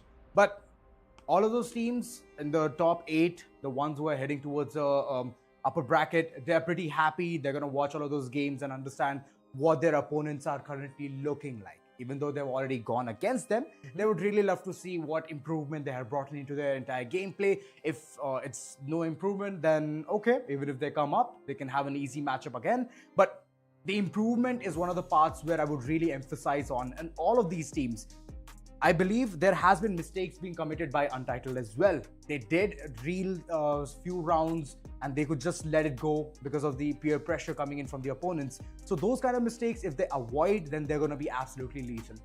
Yeah, and I have to agree with that. Most of the rounds that I've witnessed on both map number 1 and also on map number 2, Sunset, yes, the aggressiveness from the side of Team Untitled, it kept going. They didn't stop. They didn't think for a second and be like, you know what, how about let's just go in for a split push or play for picks. No, they just go, you know what, straight towards the side. Let me just think about certain abilities, place those abilities first, and then let me do the work. And that's exactly what happened on map number 2 as well. We did get to see Roster just, let them use the abilities first, use the satchel charges, head in towards the side, clear out the side, and then proceed with post-plant. That's exactly what happened. And unfortunately for the side of Team Shadow Frags, they couldn't get to, to take out that important duelist who was creating a lot of menace. 36 kills as we take a look at the stats from the side of Roster. A really great performance though, and I really cannot wait to see the standings on the level up leaderboards. Oh, well, for now, it's not going to make that much of a difference. They have to play that equal amount of maps as well, Babagusta. So that's one of the places that the entire lot is still going to be proving themselves. I believe the next season is where we can see those top 10s. But look at the scorecard. 13-6. Earlier it was 13-4. Yeah. So that's the kind of difference that they're making. They did give away 2 additional rounds because of the mistakes in the first half. But right after that, they were like, it's okay, let's just rectify our mistakes and then move forward. Aero, he has been the game changer, man. Kudos to him. And the controller was lonesome, anchoring so many times, clutching out the rounds, back and forth, rinse, repeat. 3 rounds clutched by Aero was so important for the entire team. The morale was up, it was high, and then came the race. Yeah, like you said. Roster. Yeah, like you said, if Jack is Aero, then basically the Champa is the iceberg.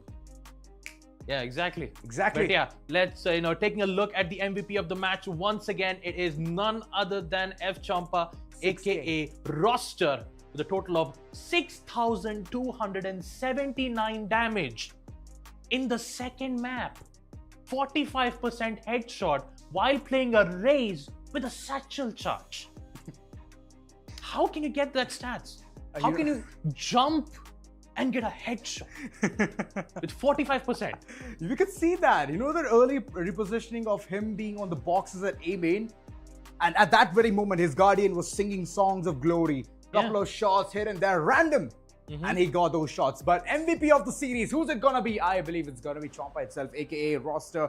This man, I believe that he's already done the heavy lifting, and I'm waiting drum rolls right at him. Just expecting the man, the myth, the legend to come back on the screen again. But look at the damage, man. Solo in this particular map itself, and a scoreline of 13-6. Imagine it went to 13-11. Yeah. You would have had over 11k. Yeah. And let's not forget, almost all of that damage was not just on paint bombs or showstoppers. It is from Vandal. Guardians, Vandals. Guardians, Vandals. Songs of Glory. Yeah. And also MVP of the series, none other than our favorite F Champa, aka Roster. Total of 9,424 damage, 12 first kills, 56 kills in total, and an ACS of 431.94. Oh, yep. He has been the all-rounder, man. Being the duelist, what exactly is your task? You go inside, guns blazing, get the frags, and then just exit. If you die, it's okay. You just have to provide the entire round. And I still remember it was one place where, the shower push, which came in from F Champa itself. He went forward, charged, lunged, leaped, and took down 3 players nonetheless. And later on, it was a Brimstone who capitalized with his Phantom and then the Molotov. So, yeah, all together, man. Champa smash. Yeah, that's exactly what happened. I mean, I'm guessing Champa isn't the leader. I believe the leader just says, you know what, Champa? Smash. Just get kills. That's all we need. Let's take a look at another stats as well. And talking about this, the second matchup itself, what a way to start things off. And also taking a look at the level up leaderboards itself, I believe the changes won't be made. But yeah, talking about the changes as well, we will see Doxer still be at the top with first position, Karamil with second, and of course Ceylon with third position. And yeah, like I said, it was a really great matchup that we had for today. Both the ends, man. Both the ends. The first game was phenomenal. The second game as well, showcasing the all-star, all-rounder performance. And today's day has been that satisfying moment for every single viewer out there as well. So altogether, we did not see any changes in the level up leaderboard just yet, because they have to play those games even more. Those maps are still very less. But like I mentioned, right, it's a new roster altogether. It's new faces. It's all about the opportunity that the Esports Club is giving at this point of time. And Showdown series has been, like we all have mentioned, a banger of a start already, from 1st to 6th, and the 7th one equally hyped. So since there, I believe there has been a lot of change. Many people have woken themselves up and be like, you know what, there is still a scene of Valorant in this community. Let's just go ahead and roll ourselves, and hence we can see all of those new faces. Yeah, and of course, most of the matches I have to say, in tomorrow, every beginning must come to an end. And talk about the lower brackets itself, it is the final chance for those two matches that we will have for tomorrow. Yeah. But yeah, talking about it, it will be on tomorrow. So hopefully the teams are prepped and prepared, and hopefully we'll be able to see them compete. But yeah, once again, a huge shout out for Crucial by Micron with their latest DDR5 Pro 5600 CL46 RAM that delivers a 1.75 faster speed. It's an amazing RAM. So, and talk about the SSDs. You also have the Crucial X9 Pro portable SSDs. Well, true. And you know the most interesting fact out there, if you want more RAM, if you want more speed in order to get all of those tabs being unleashed at you to get that faster process, the RAMs are out there, man. You can go ahead, upgrade. Links down in the description below, alongside pinned in the chat section. Talking about the SSDs as well, like my friend mentioned, the X9 Pro, it delivers speed up to 1050 MB per second. That's insane, to be very honest. Yeah. It's a portable SSD which can store all of your games as well as your files, your photos, every single thing. And mind you guys, you can even transfer your phone data into that SSD. So it's a powerful device. And of course, how can we forget about this amazing stage that's been built around, which is powered by Brainstorm, designed by Fury, and beautifully executed by the Esports Club, where esports is done right. Exactly. And you know, we have already come in terms. We're finally going to call it the Kingdom. Yeah, we call it the Kingdom. That's right. The Kingdom of Ascent. Kingdom set. Yeah. But all right, I believe, guys, that's pretty much it. We are going to quit stalling and we're going to say you all bye-bye, because that's pretty much it from today. Both the games, phenomenal. You have been an absolute pleasure. We all have enjoyed the entire games. But for now, we have to say goodbye. We're going to see you on the next stream. So stay tuned and come tomorrow. Tata.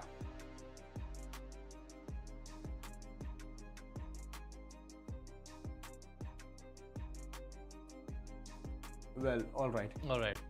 I guess we're gonna stay here for a longer time. Yeah, we're gonna stay here for just a little bit of a linger around just a little bit, not that much, but yeah, I believe, yeah, we'll be signing off. I believe so right now. No, not gonna do that, guys. We are already come in terms to this set, right? We're gonna call it the Kingdom. Yeah, we'll call it the Kingdom. Kingdom. Yes, we're all this is the pretty Kingdom of happy. Ascent, yes. It's powered by Brainstorm, designed by Fury, and beautifully executed by the Esports Club. So that's pretty much the case of this entire set, man. It has given all the information from the beginning till the very end. Yeah, and all in all, just amazing two matches that we've had in the day 2 of the Esports Club Showdown Series Season 7, powered by Crucial by Micron, and of course our media partner Gossip.dg. Right now, we'll be taking our leave for today. Finally, and we'll be back with our lower brackets matchup soon. So until then, take care and good luck.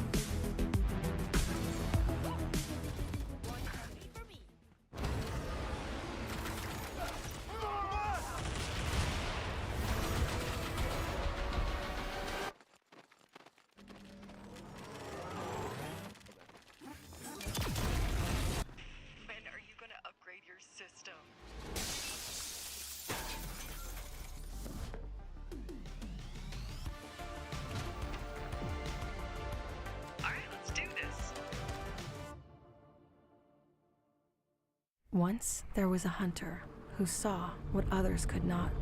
With a magic case in her backpack, she roamed with wild abandon into the great unknown. Her gaze inescapable, her reflexes lightning fast. When armies swarmed, she went through. With eyes open wide, hands steady, holding, watching, capturing everything in sight.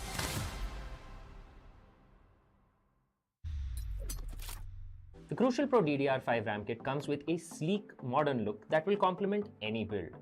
But aesthetics aside, it's the performance that really matters. So let's dive into it. The default JEDEC timings are 46, 45, 45, but it does come with 2 XMP and Expo settings for those looking for a little more performance. With XMP 3.0 Profile 1, you can push the speed up to 5600 megatransfers per second. If you prefer a slightly lower speed but tighter timings, Profile 2 offers 5200 megatransfers per second at 42, 42, 42 timings. We've run some benchmarks and stress tests to give you an idea of how it performs. In general, dropping the speed and tightening the timings with the second XMP/Expo profile yielded better results for us on our test system. Paired with a Ryzen 7800X3D, we saw anywhere from a 1 to 5% performance bump depending on workloads. All in all, the Crucial Pro DDR5 64GB RAM kit by Micron is a fantastic choice for first-time builders and enthusiasts alike.